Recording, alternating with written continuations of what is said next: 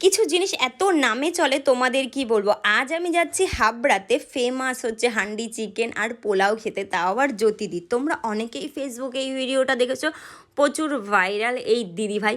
যাই হোক, আজকে খেয়েই তোমাদের রিভিউ দেবো কেমন খেতে। এই যে রেডি হয়ে আমি সাইকেল নিয়ে বেরিয়ে পড়েছি, তারপর কিন্তু শুভকে জোর করে নিয়ে চলে এসেছি এইদিকে হাবড়াতে। হাবড়াতে আসার পরে দোকানের সামনে গিয়ে দেখি এত ভিড় এত ভিড়, ভেবেছিলাম তো ভীষণই টেস্টি খেতে, এত টেস্টি তোমাদের কি বলবো খেতে।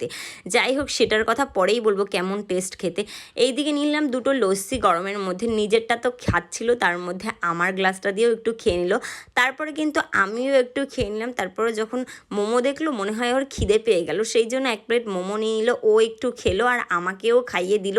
তারপরে অনেকক্ষণ ওয়েট করার পরে আবারও গেলাম ওই দোকানে। এই দোকানটার নাম ছিল স্বাদে আহ্লাদে।